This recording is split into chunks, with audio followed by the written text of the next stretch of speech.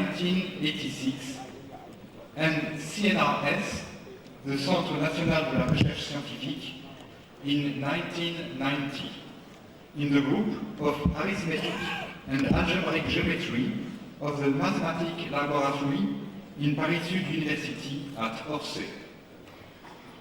His thesis in 1994, with advisor Gérard Laumont, had the title Stukas de Drinfeld. He is now a professor at IHS, Institut des Hautes Études Scientifiques. He obtained the bronze medal of CNRS in 1998, the Clé Prize in 2000, and Jacques Herpron Prize of the French Academy of Sciences in 2001. As you know, he was awarded the Fields Medal yesterday for his proof of Langlands conjecture over function fields. Today, his title is Drinfeld-Stukas and the Langlands correspondence. Laurent Laforgue.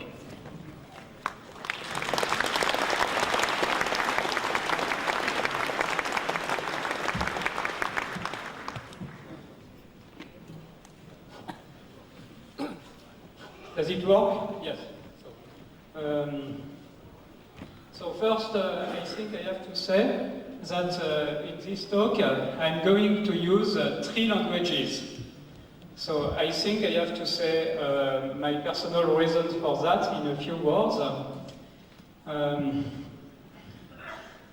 So first, I want to say I would prefer not to talk in English, because I think the present domination over the whole world of a single country, whatever the merits of this country, of a single culture and of a single language, can be very destructive of diversity of thought. I would prefer to speak in French, which is my beloved language, and a very distinguished language in all fields of culture, and in particular in mathematics.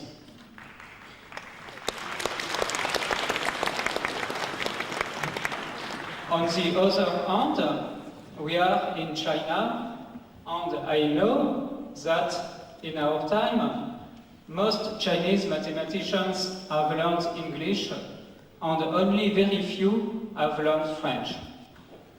So, I am going to talk in English, but I am going to use 2 sets of transparencies, 1 set in French, and 1 set with translation in Chinese, which some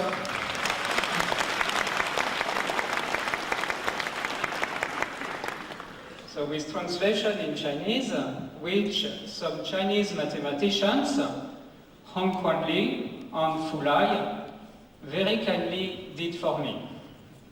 So by now I come to mathematics. So here is the title. I'm going to speak about Langlands correspondence over function fields and its proof using Drinfeld-Stukas. So it is written, I am now at IHES, but I have to say this work was done before at Université d'Orsay, south of Paris. Of course, by now I am at IHES and I am trying to do something else, but I think I have to talk about my previous work, because this is why I was awarded the Fields Medal.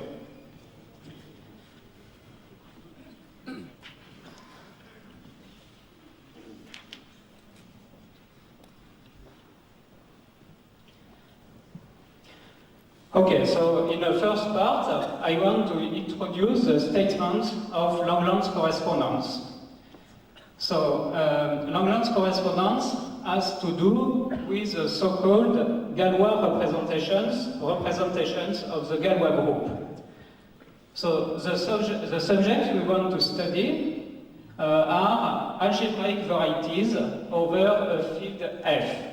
So algebraic varieties are varieties which are defined, let's say, in a projective space by polynomial equations. So we want to study this kind of objects. In the 60s, Grothendieck defined the so-called L-adic cohomology theories, which associate to this kind of varieties L-adic representations of the Galois group of F. So this means these algebraic cohomology spaces are not only vector spaces, they are endowed with an action of the Galois group. And in fact, it is believed that this action of the Galois group tells much about the geometry of these objects. In fact, it is believed that this action should allow to recover many of the geometrical properties of these objects. So in fact, there is some kind of linearized algebraic geometry, the so-called theory of motifs introduced by Grothendieck, which was mentioned in many places yesterday, both by Laurent and Soulet, and motifs should be one should be able to recover motifs from their associated L-adic representations.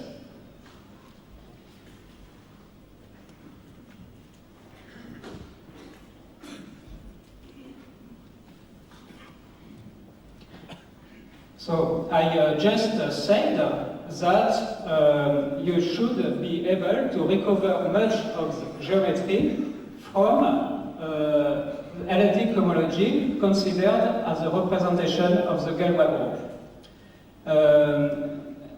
Some of this is conjectural, but some is also already known. And in this respect, the most important known result is Grothendieck-Lefschetz fixed point theorem. So here we consider, so let's say a variety or a scheme, script X, and we suppose the ground field F to be the function field of this variety. We consider another variety V, which is projective and smooth over the base variety script X. So V is fibered over script X. And lastly, we consider a correspondence on V over script X, which means an algebraic cycle embedded in the product of V by itself. And we consider a closed point X in the base variety. Then the theorem says that the number of fixed points of the correspondence composed with a power of the Frobenius morphism in the fiber Vx of V over the chosen closed point. So this number, which we will denote the Lefschetz number, so you see the Lefschetz number of this correspondence composed with the Frobenius morphism. This Lefschetz number is equal to the alternate trace, so the sum of traces with coefficients +1 and -1 according to parity of the correspondence composed with the Frobenius element to the power -t acting on the cohomology. So here, the element which is denoted Frob index X is an element in the Galois group which is associated to the closed point. So here you see that from the L-adic cohomology endowed with the action of the Galois group, we can recover this number of fixed points. So I mentioned this theorem because it it will be one of the main ingredients in the proof of Langlands correspondence over function fields.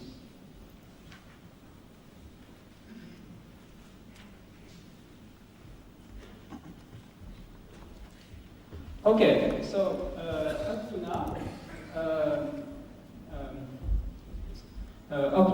now, what I have spoken about the general schemes on varieties, the general form field F, but by now we have to move to function fields of curves.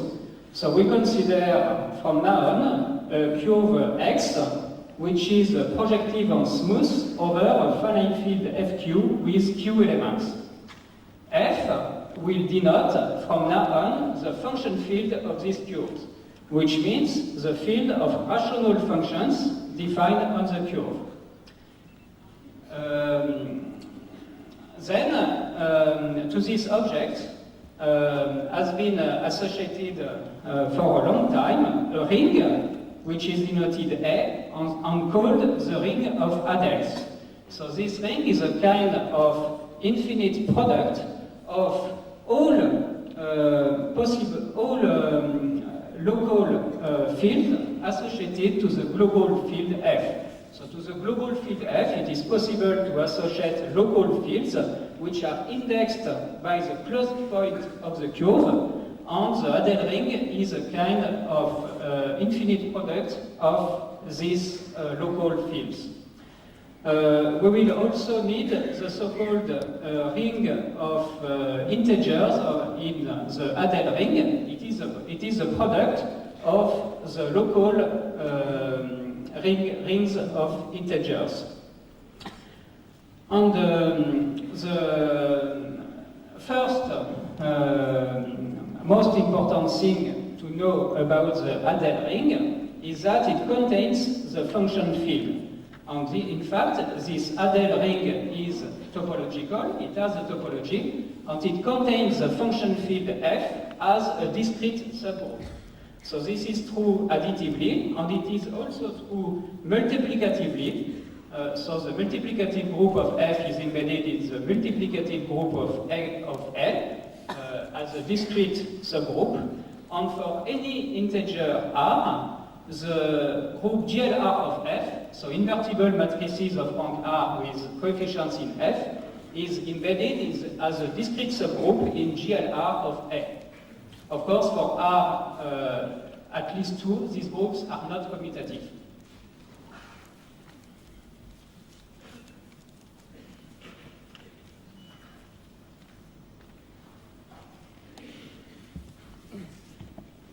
Okay, so by now I have to introduce automorphic representations.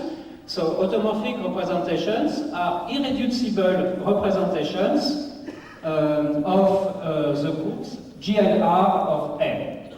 So GLR of A is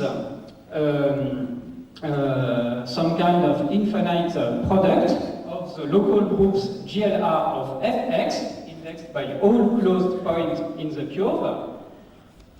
And as the representations we consider are irreducible, they can be written as infinite products of local irreducible representations. So, in order for such representations to be automorphic, it has to be realized in a space of functions defined of GLR of A and left invariant by GLR of F. So, in this theory, there is both a local and a global part. So, the local aspect is the fact that these representations are representations of a group which is a product over all closed points of the curve. The global aspect is the fact that it has to be realized in a space of functions which admit GLR of F as a group of periods. So this is a very global property. Here is also the definition of automorphic cuspidal representations. So here is the definition. A representation has to be, is said to be cuspidal if it can be realized in a space of such left-invariant functions which verify an extra property. So for any non-trivial parabolic subgroup of GLR, these integrals, which are written there, have to be zero. This is the definition. These integrals are called the constant coefficients of the automorphic functions. Okay, so by now we can state Langlands correspondence. So first we need to introduce two sets. So for any integer r, at least one, the first set is the set of L-adic representations. So L-adic means with coefficients in the field of L-adic numbers. L-adic representations of the Galois group of F, which are irreducible of rank R. In fact, if we want to be precise, these representations have to be everywhere, almost everywhere unramified, but it is, so as a first approximation, we can drop it. The second set is the set of automorphic cuspidal representations. So the word cuspidal is very important. Automorphic cuspidal representations pi of the group GLR of A. Yes, I should have written, we ask the determinant, the central character of these representations to be of finite order. Okay, and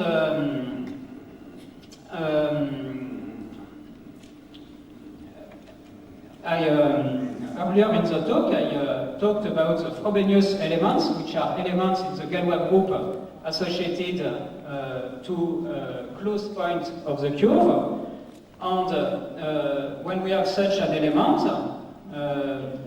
it will act on the representation. The representation sigma we consider are r-dimensional, so we get a family of r eigenvalues. So these eigenvalues are denoted z1 of sigma x, zr of sigma x. On the other hand, on the automorphic side, an automorphic representations can be written as a product of local components, pi x.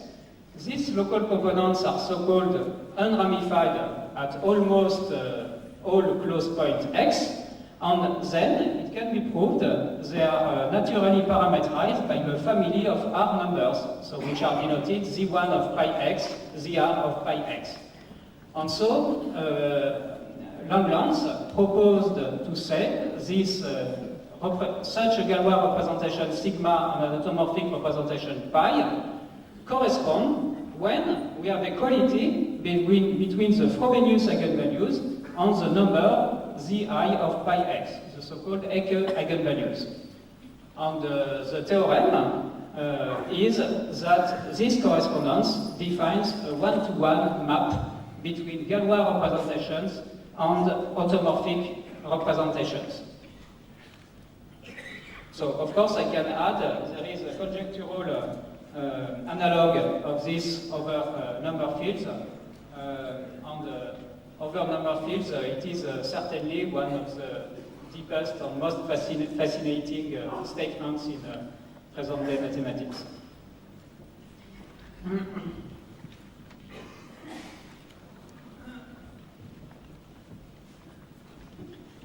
Okay, so before ending this first part of the statement of the Langlands correspondence over function fields, I have to state a few consequences. So there are consequences both on the Galois side, on the side of L-adic representations, and on the side of automorphic representations. So the first consequence is that if we consider a curve over FQ, so our curve X, but even an open curve, not necessarily projective, so something more general. So over such a curve, the notion of L-adic irreducible sheaf does not depend on on the prime number L. Yes, I should have said from the beginning that in order to define L-adic homology, we have to choose a prime number L, which is different from the characteristic of the ground field. And a priori, we have a theory for all possible prime numbers L. But as a consequence of Lagrange correspondence, we get that the notion of L-adic shift does not depend, of irreducible L-adic shift, does not depend on this prime number L. And I think this is quite a deep result in algebraic geometry. So this consequence is only for curves, but of course it has been conjectured by Deligne a very long time ago that it should be true over any variety of arbitrary dimension over a finite field FQ. But for the general case of arbitrary dimension, I cannot say anything. But the second consequence does work for in arbitrary dimension. So let's consider a variety X over our ground field FQ, and let's suppose it is normal, so it is something technical. So in general, varieties are normal. So let's consider an L-adic irreducible sheaf whose determinant has finite order. So it means that the power of the determinant is equal to 1. Then this determinant, this L-adic sheaf is so-called pure of weight 0. So it does mean that when we consider the eigenvalues of the Frobenius at all closed points of our variety, then these eigenvalues are algebraic numbers, and their complex modulus is always equal to 1 for any embedding in the field C of complex numbers.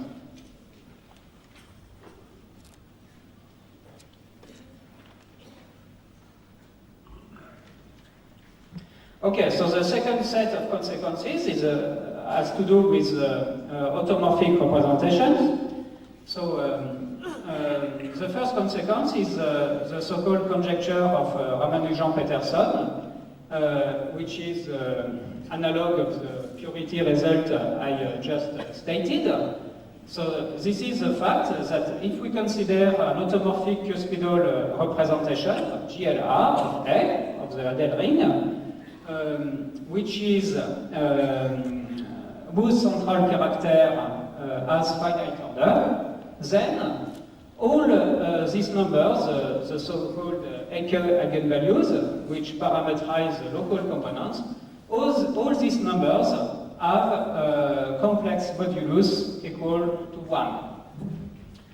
The second consequence is analog in our situation of the Riemann hypothesis. Of course, it is only the translation in automorphic terms, thanks to Lagrange correspondence, of the purity theorem of Deligne. So this is the fact that for any such automorphic representation, the associated global L function, which is some kind of analog generalization of Riemann zeta function, so the so-called L function verifies the Riemann hypothesis. So here it is that its zeros have complex modulus equal to q to the power minus 1 over 2. The last consequence has to do with is a structure result for automorphic representations. So when we consider representation of the Galois group, there is a notion of restriction to a smaller group of the Galois group. There is a notion of induction of representations. And of course, if we have two representations, then we can define their tensor product. And thanks to the Lagrange correspondence, all these very simple structures on Galois representations also exist at the level of automorphic representations. And this is really very striking and very deep result. If you write in concrete terms what it means for automorphic representations, it is quite simple, but the fact that it works is really incredible. and this thing, the existence of an automorphic tensor product, for instance, has been conjectured by Langlands also in the setting of number fields. But there it would be a very, so I think it is out of reach at the present moment to prove it in the case of number field, but there are actual results, and I think there will be some lectures about that in this congress.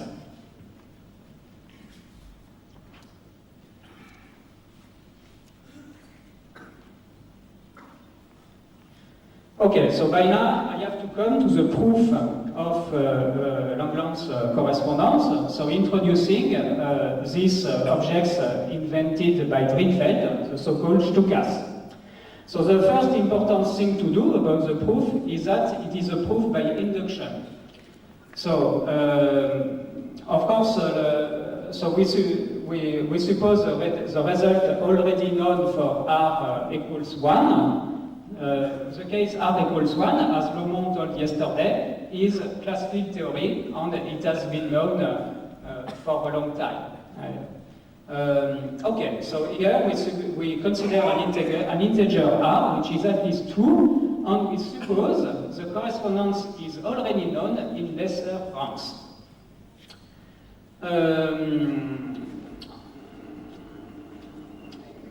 At this point, it can be proved that if the correspondence is strictly less, is known in rank strictly less than R, then we can go from Galois representations to automorphic representations also in rank R. So the only remaining thing to do is to associate Galois representation to automorphic representation. So to construct a map, pi goes to sigma pi. So an automorphic representation pi goes to a Galois representation sigma pi in rank R. So we have to construct L-adic Galois representations, many of them. Okay, so in order to do that, there is a way in algebraic geometry to construct Galois representations, and this way is to use Grothendieck L-adic cohomology. So what we want to do is to consider geometric objects, to consider their L-adic cohomology, and this will construct representations of the Galois group. So what we will do, in fact, is to construct a geometric object which is endowed with two kinds of structures. So first, a structure morphism to the product of the curve by itself. So, and after that, it is written at the bottom of the page, we will consider the cohomology over the function field of this surface, x cross x, and this cohomology will be endowed with an action of the Galois group of this function field. So a very rich Galois action. So this is the first structure. The second structure is an action of the so-called Ecke algebra. So an action by correspondences. So this means this object have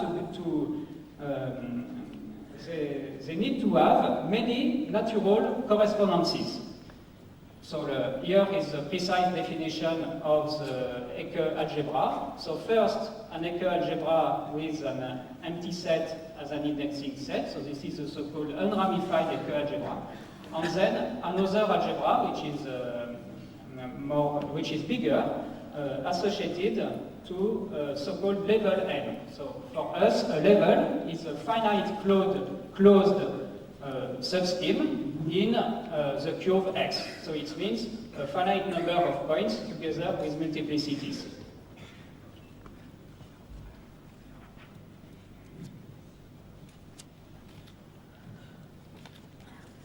So by now, I have to introduce Drinfeld Stukas, and the simplest, the most simple way to do that is to state the so-called Weil equivalence.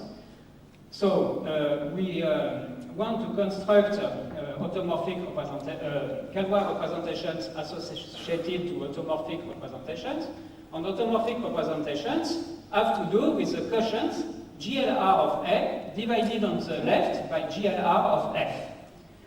So here we forget the levels. and we divide this quotient on the right by the subgroup K, which is GLR of OM. So GLR with coefficients in integral adels. And this subgroup K is maximal compact open subgroup. And a very simple but very important result of Weil, of André Weil, is the fact that this quotient is nothing else, it can be naturally identified, with a set of rank R vector bundles on the curve X. So when we talk about the curve X, something important has to be said. So this is the curve X defined over the field FQ. But we can also consider this curve defined over the algebraic closure FQ bar of FQ. So this is the so-called geometric curve, which is denoted here X bar. And of course, a vector bundle over X is something more precise than a vector bundle over X bar. So this Weil equivalence can be continued by saying that a vector bundle over X is the same thing as a vector bundle over X bar endowed with an isomorphism between this vector bundle and its transform by the Frobenius morphism. So by now we are ready for the definition of Stukas by Drinfeld.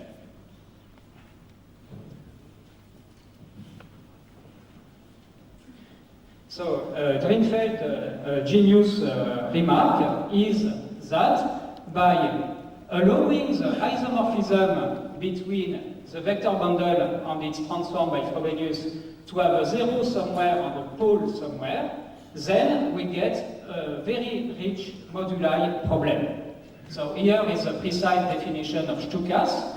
So a rank R Stuka with coefficients in the algebraically closed field FQ bar consists in the following data. So first, a vector bundle, a rank R vector bundle over the geometric curve X bar. Secondly, a modification of this vector bundle. So this means a diagram E prime E second, where the two morphisms J and T are embeddings, so embeddings between vector bundles of the same rank, so this means generically they are isomorphism, but they are not isomorphism everywhere. They have non-trivial cokernels. These cokernels are supported by, each one is supported by one point, and at this point it has the smallest non-trivial possible dimension, which is 1. Okay, and the last data is an isomorphism between the transform of the vector bundle by the Frobenius morphism and the modification of this vector bundle. So it is almost equivalent to saying we have an isomorphism between the vector bundle and its transform by the vector bundle. But we have allowed this isomorphism to have a pole and a zero.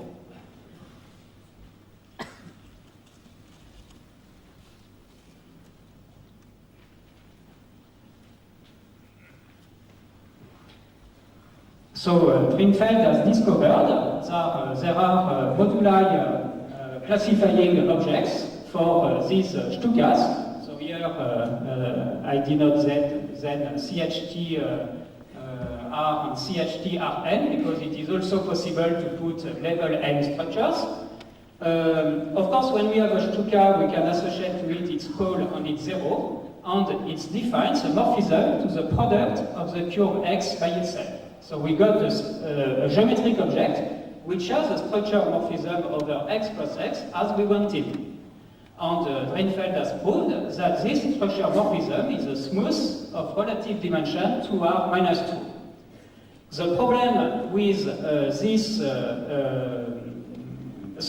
of course I should also say that these geometric objects are endowed with Hecke correspondences, which means geometric correspondences associated to elements of the Hecke algebra. Okay, so what we want to do is to consider their L-adic cohomology endowed with the action of the Galois group of the on the Hecke algebra and to compute them. But the problem is that when the rank is at least 2, these schemes are not of finite type, and even their connected components are not of finite type. And because of that, their L-adic cohomology is infinite dimensional, which makes its study quite difficult. And so, of course, I should say that this study of Stukas has been done by Drinfeld himself in the case of rank 2, and it gave him a proof of Langlands correspondence in rank 2. And so, what I want to explain here is a generalization to arbitrary rank. Okay, so I just said the problem is that these objects are not of finite type. So what we have to do here is to truncate them, which means to define open sub-objects which are of finite type. And we are classifying Stukas. Stukas are vector bundles endowed with extra structure. So a natural thing to do is to consider the Harder-Narasimhan canonical polygon of these objects. And by truncating this object by the Harder-Narasimhan canonical polygon, so polygons are lines as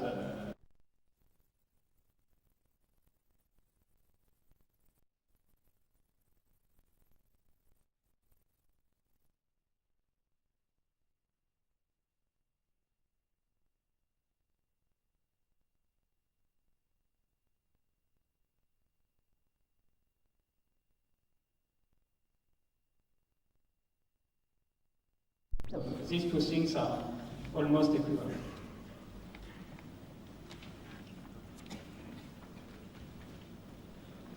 Okay, so here we have defined open sub-objects in the classifying objects of Stukas, and the next step in the proof will be to compute the number of fixed points of Hecke correspondences composed with Frobenius elements.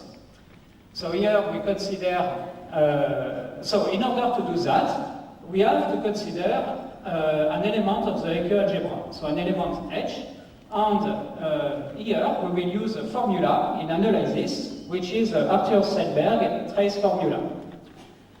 So when we consider an element H in this Hecke algebra, then it acts by right convolution on the Hilbert space of square integrable functions defined on GLR of A divided by GLR of F.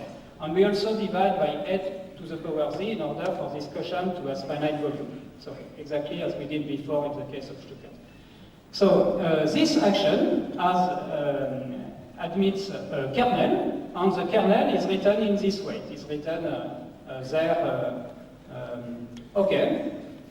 And of course, when we have a kernel is an infinite dimensional generalization of the notion of matrix.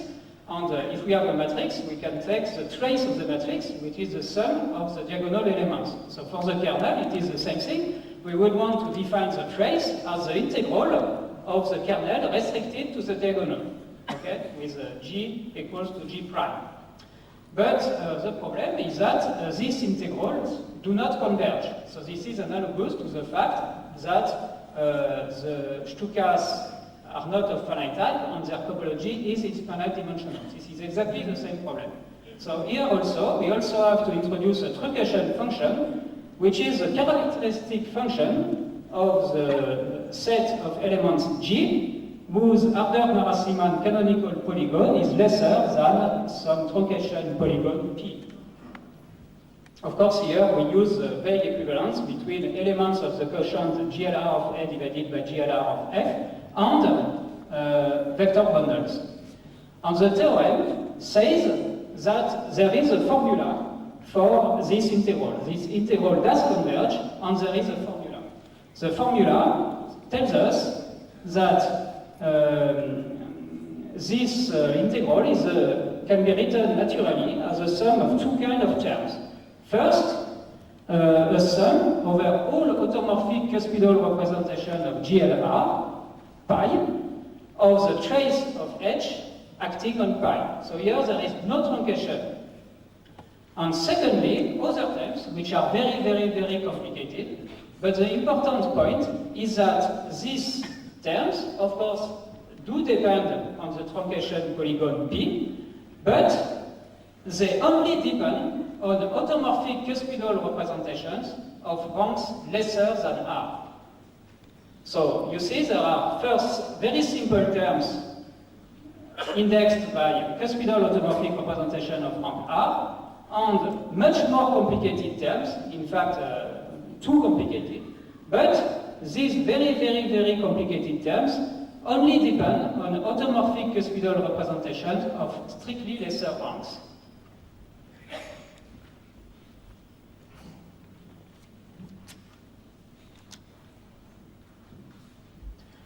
And so, by using the Arthur-Selberg trace formula, and in fact, I would like to say it is half of the proof, we get a formula for the counting of fixed points on our truncated open geometric objects.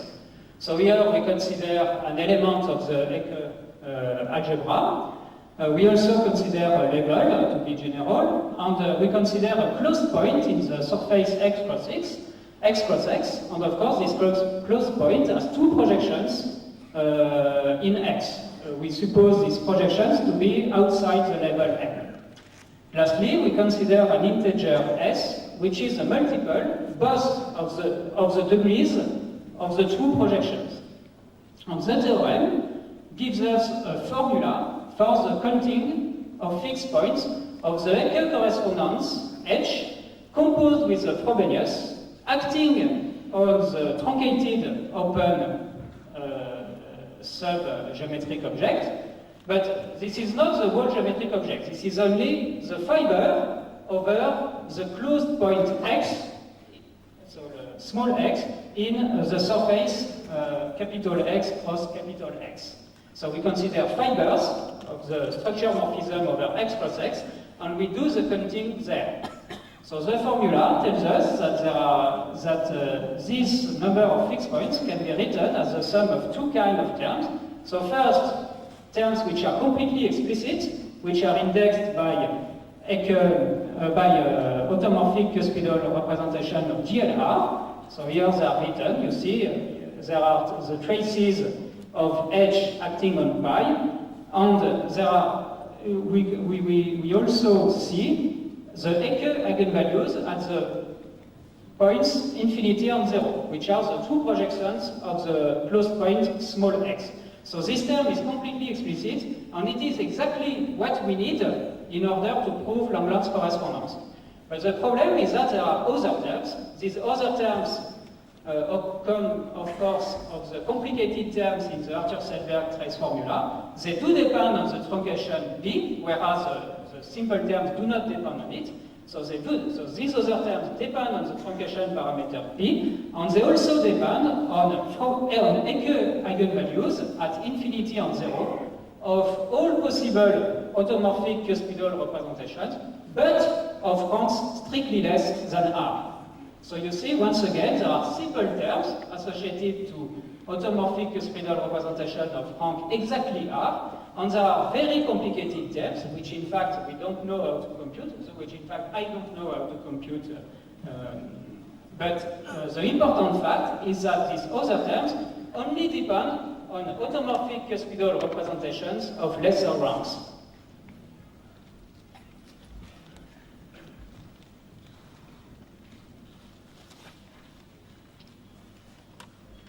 As soon as we have a formula for the counting of fixed points, we could think the story is finished because of the Grothendieck-Lefschetz fixed point theorem. But in fact, it is not the case. The problem is that when we have truncated in order to get finite type open sub-objects, then we have lost the action of the Hecke correspondences. So this means that the Hecke correspondences do not stabilize this open finite type sub-object. And in fact, it is easy to prove that there are no open finite type sub-objects which could be stabilized by Edler correspondences. So this means that we have a counting formula for the number of fixed points, but this counting formula, at the present moment, has no geometrical meaning. So in order to recover an action of the Edler correspondences, what we want to do is to compactify. So we have this finite type open subobjects, and we want to embed them in compact, so proper, as we say in algebraic geometry, bigger object, which contains them as dense open objects.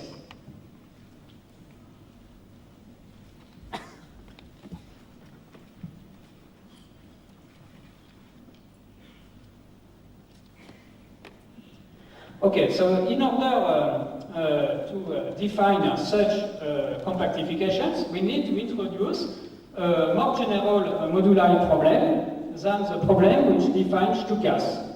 So I remind you that a Stuka consists in three data: a vector bundle, a modification of the vector bundle, and an isomorphism between this modification and the transform by Frobenius of the vector bundle. So the idea will be to change only the third datum in the definition. So to replace the isomorphism between the modification and the transform by Frobenius of the vector bundle by a so-called complete homomorphism. So complete homomorphism are very simple and very interesting objects in linear algebra. So I have to explain in 2 minutes what they are. So let's define the scheme of complete homomorphism. So we start with the scheme of matrices of rank R which are non-zero. Okay, so R cross R, not matrices of rank R, but R cross R matrices, possibly non-invertible, of course, which are non-zero. In this scheme, there are there is a natural family of closed subschemes consisting of matrices of rank at most 1, at most 2, at most 3, and so on. And these closed subschemes are embedded in each other. Okay? So, by definition, the scheme of complete homomorphism is a blow-up of the scheme of matrices along this closed subscheme. So this means first we blow up the first one, so the matrices of rank at most 1, then the strict transform of the second one, and so on. And in this way we get a new scheme. And this new scheme is a wonderful geometric object. It is smooth.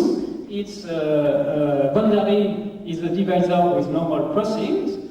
It is endowed with two actions of GLR on both sides, which means we can talk about the notion of complete homomorphism between two rank R vector bundles. And the most important fact about complete homomorphism is the fact that their scheme, omega R, is naturally stratified. So the strata are indexed by partitions of the integer R. So by there is a stratum for each way of writing R as a sum of positive integers R1, R2, Rk. And for each such partition, there is a moduli description for the stratum. And the stratum is essentially classifies the following objects. So first, an increasing filtration of the vector space of dimension R. And in this filtration, we want the quotients to have ranks R1, R2, Rk. So first, an increasing filtration. Secondly, a decreasing filtration whose ranks are, whose graded ranks are also R1, R2, Rk. So an increasing filtration, a decreasing filtration, and the third data is a family of isomorphism between the graded objects. So in fact, in order to define the strata, we need to divide this house by the action of the torus, but I don't want to speak about that here.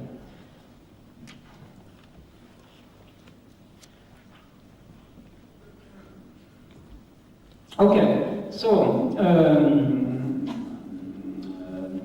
with the notion of complete homomorphism, we can now introduce a new moduli problem, which I called iterated Stukas. So I will immediately say why I use this name, iterated Stukas. So I didn't give the precise definition, but I only say that iterated Stukas are defined by replacing the isomorphism between the vector bundle, the modification E second of the vector bundle E, and its transform to E by the Frobenius. So we replace this isomorphism by complete homomorphism, which is a more general notion than isomorphism. Okay, and because the scheme of complete homomorphism is naturally stratified, then the natural moduli objects for iterated Stukas are also naturally stratified. So they are strata which are indexed by partitions of our rank R.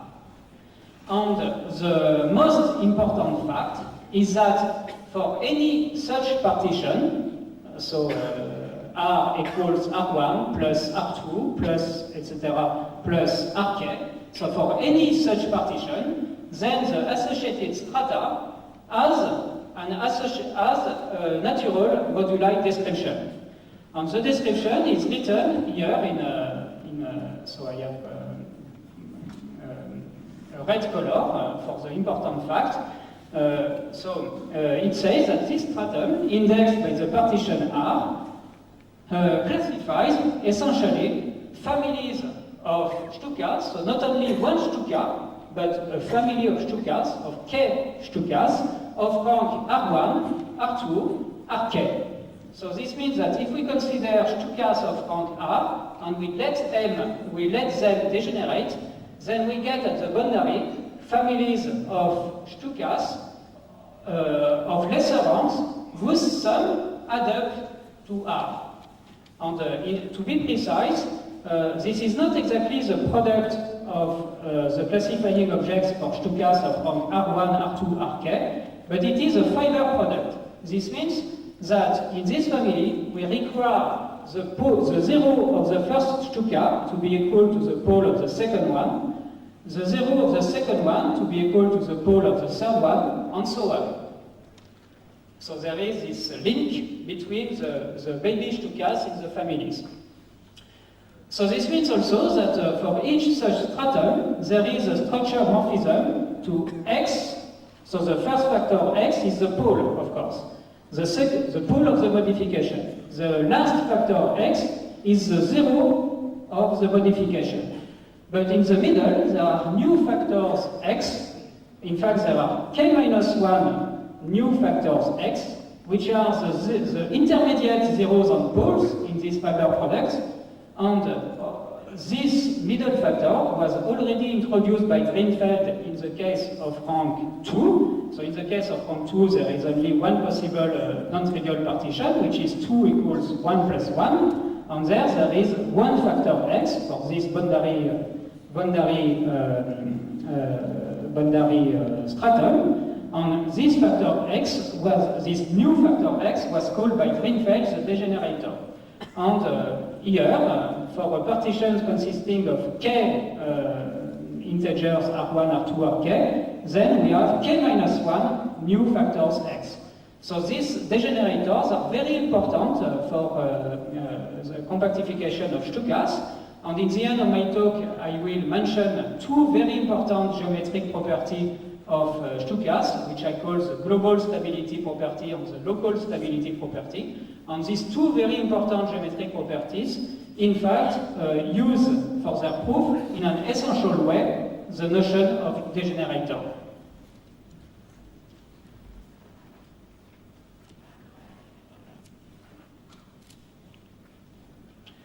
Okay, so here I have talked about compactifications without level structures. So without level structure, the important fact is that these compactifications are smooth, they are not only proper, they are also smooth over X coset. So we are in a very nice situation. When we want to put a level, we can define compactifications by normalizations of the object already defined when there is no level. So we get new geometric objects, but the problem is that these new geometric objects have singularities. And in fact, I spent much time trying to solve these singularities. At some point, I even thought I had solved these singularities, but what I had done was incorrect. But later, I realized that it was not necessary to solve these singularities. So in fact, what we do is to consider these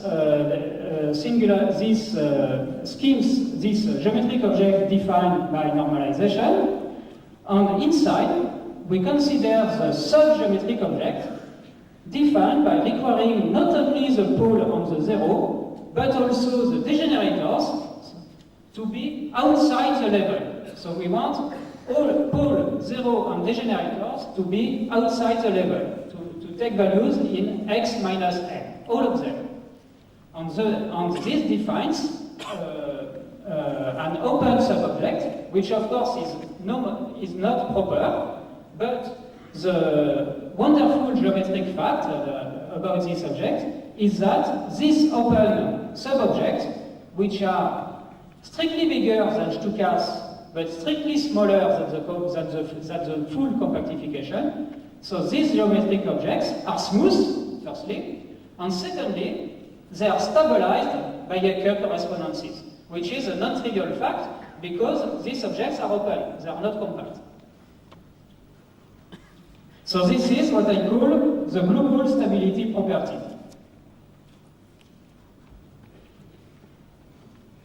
So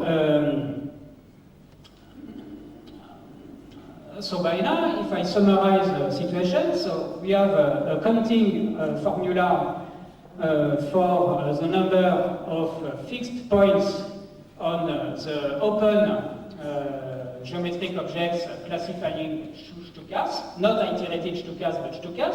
So we didn't do any counting of the fixed points of the boundary strata.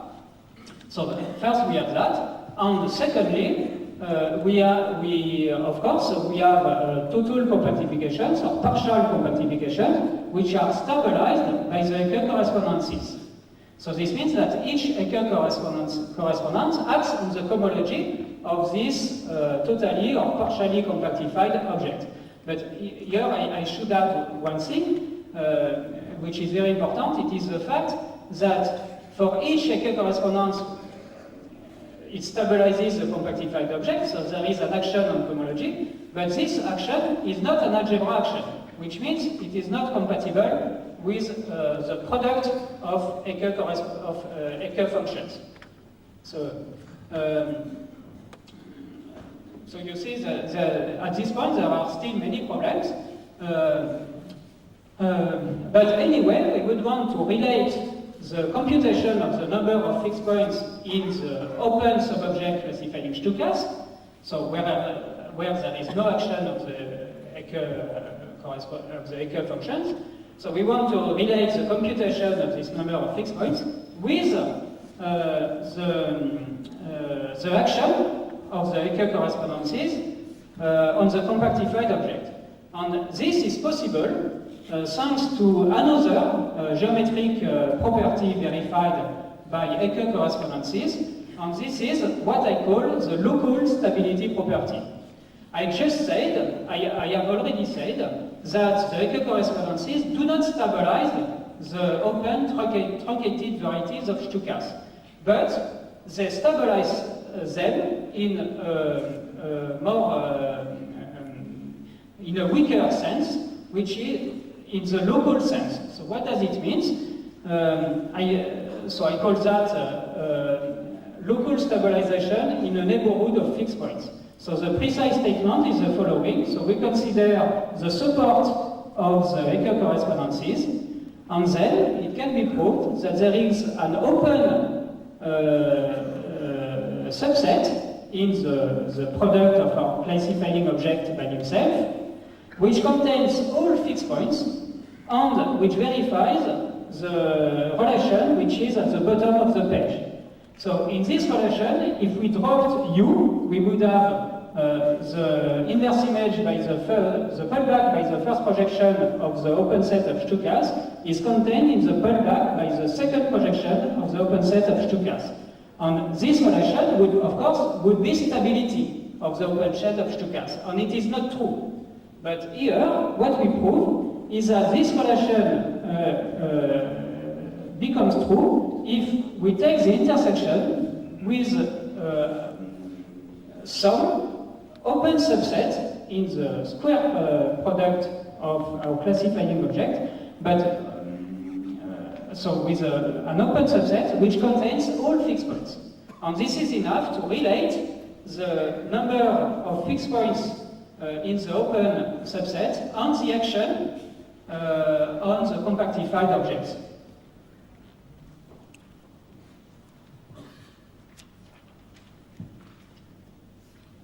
Okay, so by now, for the last page of my talk, I have to give the principle which allows to gather all this information. So I remind you that we have several different informations. So first, on the whole geometric object classifying Stukas, which is not a finite, we have an action on the Hecke algebra. Secondly, on the truncated object, we have a counting of fixed points. And lastly, on the compactified object, we have, of course, an action of the Hecke correspondences, but an individual action, not an algebra action. So what we need is to put together all these informations. And the idea to do that is to define two notions, so the notion of essential and negligible homology. So here with a precise definition, we will say a representation, so this has to do with Galois action, which says that a representation of the Galois group of the function field of x plus x is essential if it has nothing to do, which means it does not have common irreducible factors, with representations of the form tensor product of two representations which are irreducible of ranks strictly less than R. So we put this definition, and so the theorem is that if we consider only the essential part of cohomology, so the part of cohomology which has nothing to do with these representations which come from lesser ranks, from ranks strictly less than R, then the essential part of cohomology is the same for Stukas, for truncated Stukas, and for iterated Stukas. And because it is the same for these three geometric objects, we can gather all the informations we have and get the theorem. The theorem is that this essential cohomology can be written as a product over all automorphic cuspidal representations of rank R of this automorphic cuspidal representation pi, tensor with its associated Galois representation sigma pi, tensor its contragradient sigma pi dual. So this computation of the essential part of cohomology allows us to construct the map from pi to sigma pi, and so it gives a proof of Langlands correspondence in rank R. So, thank you.